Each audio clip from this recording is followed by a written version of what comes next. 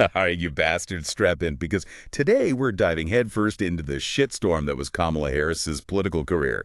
This chick, she shattered more glass ceilings than a goddamn drunk bull in a china shop, but then tripped and ate shit on the biggest stage of them all. So, Okay, let's cut the crap, all right? Kamala's story, it ain't some girl boss fairy tale gone wrong, all right? It's a clusterfuck of ambition, yeah, identity politics, and some seriously fucked up political blunders. We're going to unpack this whole damn thing. We'll start from the beginning, her origin story. all right, so picture this.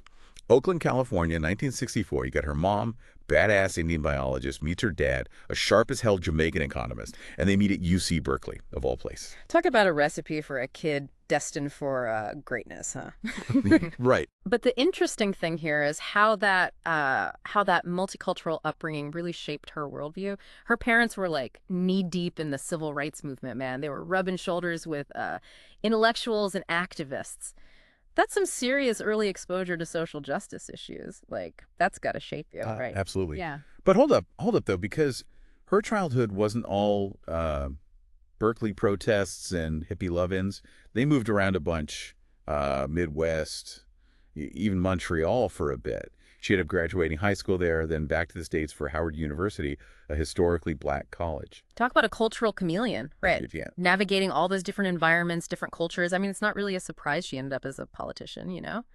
Connecting with all these diverse groups, that became like her bread and butter. Okay, so fast forward to 2004. This is where shit gets real. Yeah. Harris.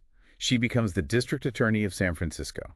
And not just any DA. She's the first female, first African-American, and first Asian-American DA the city had ever seen. Boom. And she didn't just ride that diversity wave, man. She made some bold-ass moves. You know, she established that hate crimes unit, focusing on crimes against LGBT youth. That was pretty ballsy for the time, especially considering the political climate. Right. But she also, went after parents for their kids skipping school, right? Yeah. That whole truancy initiative, that was some seriously tough on crime shit. Yeah, she prosecuted parents for their kids' absences, arguing that it was linked to public safety. I mean, it was controversial. Some called it overreach. Others applauded her, you know, for tackling a real problem. It's almost like she was trying to walk a tightrope between this progressive image and a more hardline approach to things. It definitely makes her a more complex figure than like your typical bleeding heart liberal. Totally. Yeah. It foreshadows her later struggles as both a senator and presidential candidate, trying to appeal to everyone all the time. That shit's going to backfire. It's so true. Well, love her or hate her, the woman was ambitious as fuck. After San Francisco, she set her sights on becoming California's attorney general. Well. And guess what? Another first. First woman, first African-American, first Asian-American to snag that gig. I mean, damn. And she made waves there, too, going after big corporations, pushing for criminal justice reform, even championing privacy rights in the tech world. I mean, this lady, she pulled in billions in settlements from companies like JP Morgan Chase and Corinthian colleges. Say what you will about her politics, she knew how to fight for the little guy. For sure, for sure. But didn't she get slammed for defending some wrongful convictions? Yeah, and that's where criminal justice reform gets messy, you know? Even when you're trying to fix a broken system, sometimes you end up defending practices that seem contradictory to your goals, you know what I mean? It's a tightrope walk. And Harris definitely stumbled a few times. Yeah, no doubt, no doubt. Okay, let's talk U.S. Senate. 2016, she wins that race too. And surprise, surprise, another historic first. It's like she was collecting first female titles like they were Pokemon cards, I swear. Her rise in politics was fucking meteoric. And in the Senate, she was known for grilling the shit out of Trump administration officials during those hearings. Remember Jeff Sessions sweating bullets under her interrogation? Oh, hell yeah, man. She went full-on attack dog on Sessions, Brett Kavanaugh, that whole Trump crew. It was like watching a masterclass in dismantling arrogant asshats. Yeah. It was beautiful, man. That's when she really started grabbing national attention. Yeah, but that prosecutorial style, it was a double-edged sword, man. It fired up her base, but it also pissed off moderates and independents who thought she was too aggressive and too partisan, you know? Oh, for sure, for sure. Okay, enough Senate drama. Let's get to the main event, the 2020 presidential run. Big expectations, tons of hype, and then poof. She dropped out before the primaries even started. What the fuck happened? You know, her campaign, it lacked focus, it lacked consistent messaging. She just couldn't seem to articulate a clear vision, and that whole I'm a progressive but also a tough prosecutor thing. Yeah. Yeah, that blew up in her face. Brutal. But But Biden threw her a lifeline, right? Picking her as his running mate, of course, it was another historic first. Well, the Biden-Harris ticket, it was a calculated move to appeal to both moderates and progressives, and it worked. They kicked Trump's ass, and Harris became the highest-ranking female official in U.S. history. Not bad for someone who couldn't even win a primary. Yeah, true, true. Okay, but let's be real for a second. Being VP, it's like being the backup singer in a rock band. You're just there in case the lead singer chokes on a chicken bone. Otherwise, you're hanging out in the background. I mean, that's a bit simplistic, don't you think? Yeah. Yeah. Harris played a key role in the Biden administration, especially with her tie-breaking votes in the Senate. I mean, the American Rescue Plan. That wouldn't have passed without her. Okay, fair enough, fair enough. But let's not forget that whole border crisis mess. Did she fix it? No. Did she even make a dent? Debatable. Well, look, the immigration issue, it's a political minefield, you know. You can't just blame it all on Harris. It's a complex problem. There are no easy solutions. But yeah, her handling of it, it raised questions about her leadership and her effectiveness. Okay. Fast forward to 2024. Biden decides to peace out, leaving Harris as the presumptive Democratic nominee. Talk about being thrown into the fire, Jesus. It was unprecedented, man. No female candidate had ever been handed the nomination like that. It felt like a historic moment, a chance for Harris to finally step out of Biden's shadow and prove herself. And she had some serious advantages. She had record fundraising, a united Democratic Party behind her, and that whole first female president narrative working in her favor. So what the fuck went wrong? Well, she was up against Trump again, and despite all his bullshit, all his legal troubles, the dude still had a diehard base.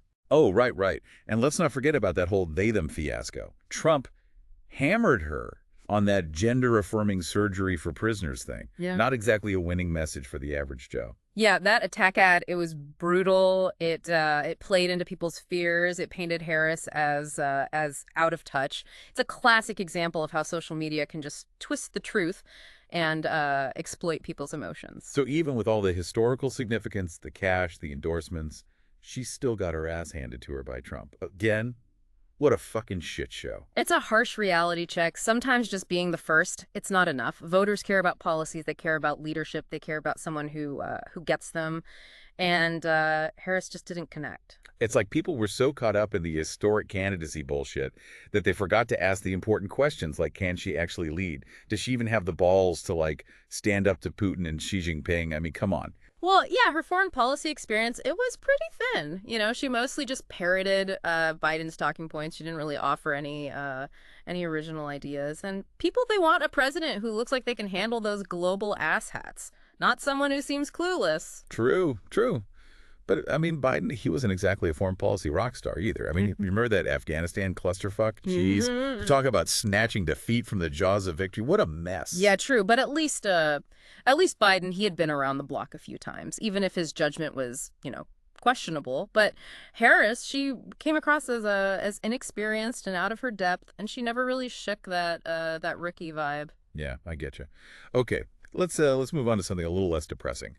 What about her personal life? She's married to some high-powered lawyer. Right? Yeah, Doug Emhoff. He's a big-time entertainment lawyer, partner at some fancy law firm. Seems like a decent guy, very supportive of her career. And their kids, Cole and Ella, they seem pretty well adjusted considering their mom's been in the political spotlight for like years. Yeah, that's good. So she's got the family thing going for her. What about her faith? Isn't she like some kind of church lady? She's a Baptist. She attends a church in San Francisco, but she doesn't really shove it down anyone's throat. You know, it's more of a personal thing, which is probably a smart move considering how much religion and politics, how much they get all tangled up these days. Right. Okay, so bottom line. Is Kamala Harris a trailblazer who just got, like, screwed by a sexist, racist system, or just another power-hungry politician who couldn't handle the pressure? What do you think? I mean, it's not that simple, you know? She's a complex figure with a complicated legacy. On one hand, she broke barriers, you know, inspired millions, and showed that a woman of color, she could actually reach the top. But on the other hand, her career, it was full of contradictions, bad decisions, and ultimately, you know, defeat. Right. So what's the takeaway for us regular folks? Like, what are we supposed to learn from all this? I think the biggest lesson here is that Representation, it isn't a magic bullet, right? Diversity is important, yeah, but it Yeah. doesn't guarantee success or competence. We need leaders who not only like represent us, but who also have the skills, the experience, and the vision to actually get shit done. And Harris's story, it's just a reminder that progress, it's a long, messy process. Yeah, well said. I'm starting to feel a little bad for her. Imagine the pressure of like always being the first, always having to prove yourself to everyone. That's got to be exhausting. It's the double-edged sword of being a pioneer. You open doors for others, but you also take all the heat. And Harris's story, it just shows both the triumphs and the struggles of breaking barriers in a society that's still grappling with its own bullshit. So true. Yeah. So where does she go from here? Back to the Senate, start a foundation, write a tell-all book about how the Democratic Party fucked her over. What do you think? Hard to say, really. She's still relatively young, politically speaking, so she could try for a comeback.